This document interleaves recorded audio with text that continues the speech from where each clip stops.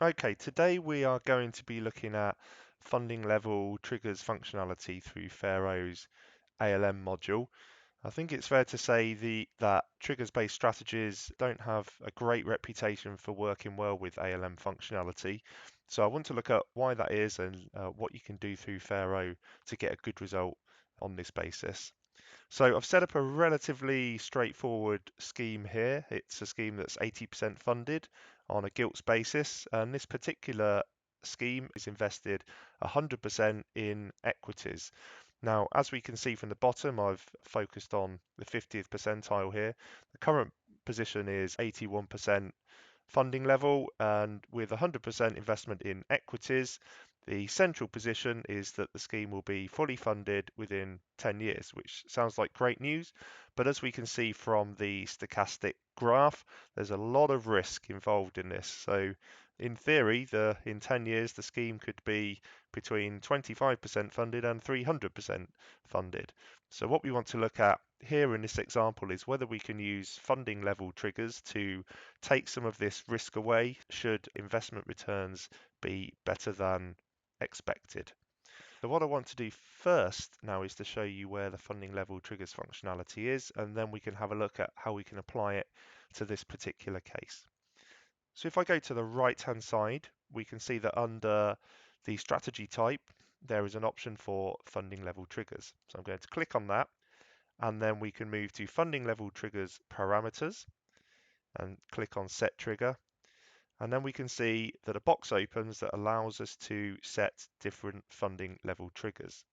Now what this area allows you to do is on the left hand side to define the funding levels which you wish to have changes at particular levels. So for instance, we're on about 80% funding now, so let's start there.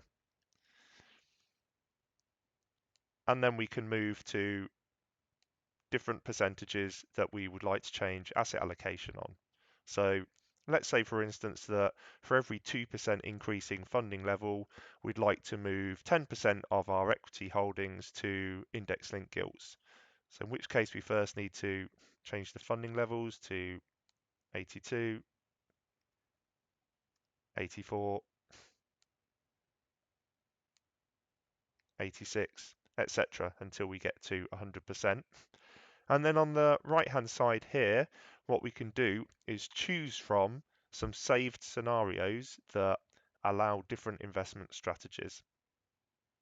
So for example, if the funding level's under 80%, then we're going to say let's maintain the strategy is at the moment, and you can see that I've already saved some investment strategies here. This one called E100 ILG0 means equities 100%, index linked gilts 0%. So I'll apply that one there.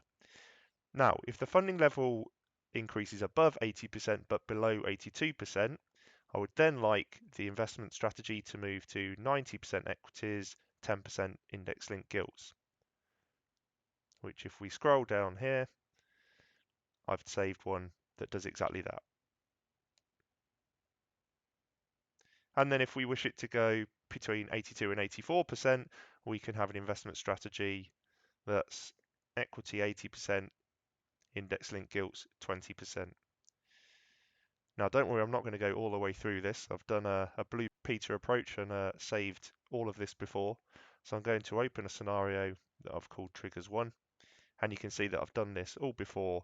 And this applies all the way up to 98 to 100%, which is where index-linked gilts are 90%, equities are 10%. And then if the scheme becomes 100% funded, you're 100% index-linked gilts. So let's have a look what happens when we then run that investment strategy.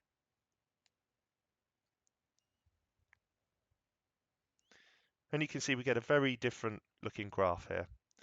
What I'd like to do now is compare this to where we were before. So I'm going to click back to our 100% equities scenario, and I'm going to tag that example.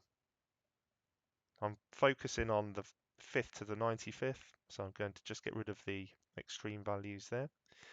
And you can see that if I then compare the 100% equities approach to the trigger-based strategy, well, to be quite frank, it doesn't look that good.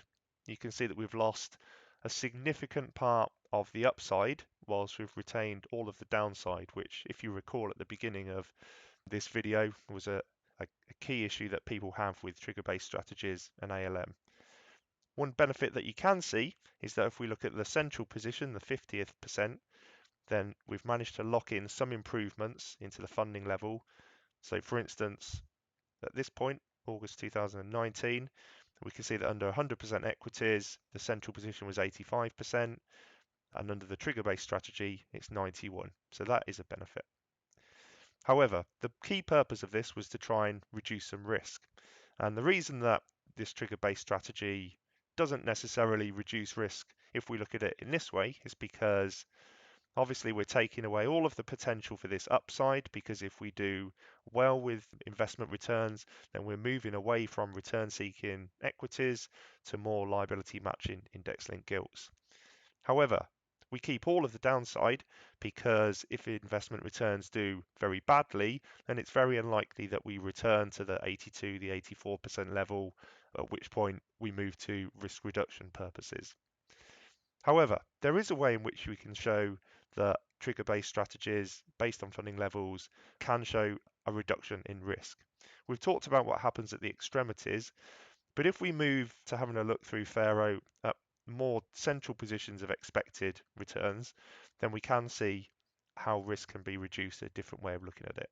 So at the moment, we're looking between the 5th and the 95th percentiles in terms of stochastic returns.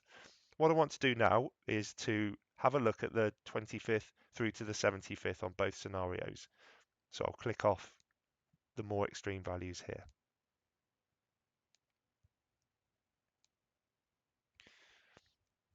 And you can see if I do this, we can see a very different story. What we're seeing with the dotted red lines, this is the 25th through to the 75th percentile scenarios on a stochastic basis for the 100% equities strategy. And then the blue lines are showing the 25th through to the 75th scenarios on this trigger-based strategy where we move towards index-linked gilts as we get closer to fully funded. And we can see that if we look in this range of scenarios that's more plausible, so ignoring the extreme ranges, then we are getting a significant reduction in risk, and we can see even more clearly the central position where the funding level is improving. So we're getting the two benefits of higher expected funding levels over time and the key purpose in the first place of a reduction in risk. So I think the key message to take away from here is that these results clearly show that if there are extreme results with investment returns, then trigger-based strategies won't necessarily show the benefits that were hoped for in the first place. However, if there are more likely scenarios to be played out through the investment returns over time, then there's a good chance that a trigger-based funding level strategy could significantly reduce your risk and hopefully increase your funding levels over time as well. Clearly, this is just one simple example.